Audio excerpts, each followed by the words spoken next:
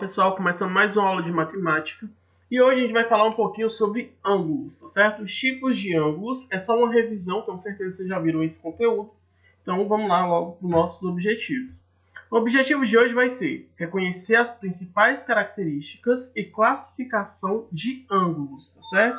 A gente vai conhecer as características e também vai classificá-los. Vamos definir o que é um ângulo, né? Matematicamente falando, denominamos ângulo a região do plano limitada por duas semirretas de mesma origem. As semirretas recebem o nome de lados do ângulo e a origem delas de vértice do ângulo. Professor, não estou entendendo o que é. Deixa eu explicar aqui com a imagem. Ó. Veja, aqui a gente tem uma origem, que é esse pontinho aqui vermelho, e a partir dele eu tenho dois segmentos de reta. O segmento de reta A e o outro segmento de reta B. Logo, eu chamo de lado A e lado B, correto? E aqui o ponto zero, que é o ponto de origem, né, de onde partem esses segmentos de reta, é chamado de vértice. Então, aqui a gente tem o ângulo, né, e aí vértice. Veja o que é que diz a definição. Ângulo é a região do plano limitada por duas semirretas de mesma origem. Então, aqui tem duas semirretas de mesma origem. Elas partem do mesmo ponto. E aí, essa parte que é aqui dentro é chamada de ângulo. Porém, esse ângulo ele pode ter diferentes classificações. Como assim, professor? Os ângulos são classificados de acordo com as suas medidas. Então, como é que eu vou classificar? De acordo com a medida do ângulo, ele recebe um nome específico. O ângulo ele pode ser reto, agudo, raso ou obtuso. Professor, o que é um ângulo reto? O ângulo reto é um ângulo com a medida igual a 90 graus. Então, quando você vê aqui, ó, nessa formação, aqui com essa formatinha aqui de ângulo de forma quadrada, então eu tenho um ângulo reto, um ângulo de 90 graus. E aí eu vou ter o ângulo agudo, que vai ser o quê? Veja que esse ângulo agudo ele é menor que o ângulo de 90 graus. Professor, menor como? Menor a sua abertura. Veja o tanto que está aberto aqui e o tanto que está aberto aqui. Então, logo, o ângulo agudo vai ser aqueles ângulos que tem entre 0 e 90 graus. A gente vai ter também o ângulo raso. Olha aí, o ângulo raso, esse ângulo que ele é aberto aqui, tá certo? E ele tem aí a medida de 180 graus. Então, veja aí que ele é um ângulo raso, né? Essa meia-lua, como é chamado, tá bom? Ângulo raso, 180 graus. E a gente tem o ângulo obtuso. E o ângulo obtuso vai ser o quê? Os ângulos que eles são maiores que 90 e menores que 180. Eu dou o nome de ângulo obtuso. Então, veja que a abertura dele é maior que a abertura de um ângulo de 90 graus. E ele é menor que a abertura de um ângulo de 180 graus. Então, o ângulo de 180 graus forma essa linha, correto? E aí, tem algumas características ainda desses ângulos que é muito importante vocês saberem. Eu já sei identificar reto, agudo, raso e obtuso. Anotem essas informações no caderno, tá certo? Então, vamos agora para outras definições. A gente pode ter ângulos complementares. O que são isso? Os ângulos complementares são dois ângulos em uma mesma soma e eles dão valor, eles juntos, eles medem 90 graus. Né? Então, um complementa o outro para a formação de um ângulo reto. Olha aqui o exemplo. Eu tenho o ângulo aqui alfa e o ângulo beta, correto? Então, veja que os dois juntos, eles medem um ângulo de 90 graus. Então, eles são complementares. Um complementa o outro para formar um ângulo de 90 graus. Então, quando perguntar assim, o que é o ângulo complementar? São ângulos que juntos eles formam um único ângulo de 90 graus. Tá certo? A gente tem também os ângulos suplementares. Os complementares formam um ângulo de 90 e os suplementares formam um ângulo de 180 graus. No caso, o ângulo raso. Tá certo? Então, veja aí. De novo, eu tenho o ângulo alfa e o ângulo beta, e os dois juntos eles formam um ângulo meia-lua, de 180 graus. Logo, um ângulo raso com 180 graus. Então, veja, complementar forma um ângulo de 90, dois juntos formam um de 90. Suplementar, os dois juntos formam um ângulo de 180 graus. A gente tem também ângulos adjacentes. Gente, ângulo adjacente é aquele que está do lado, né? Então, são dois ângulos que possuem um único vértice e um lado em comum. Olha aí. Veja que eu tenho esse ângulo e ele é adjacente ao ângulo esse daqui, tá certo? Esse adjacente a esse. O lado em comum que eles têm? O lado B. Então, eles são adjacentes, eles estão um do lado do outro, eles possuem um lado em comum, tá certo?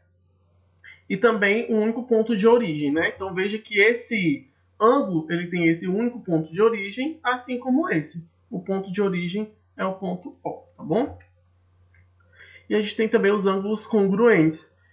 Na matemática a gente fala muito essa palavra, congruente.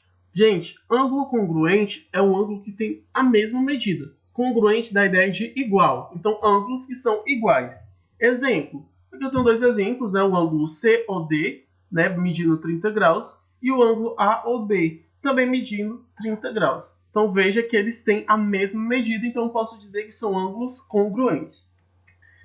E aí, para finalizar, gente, eu trouxe aqui alguns exemplos de ângulos em mudança de direção.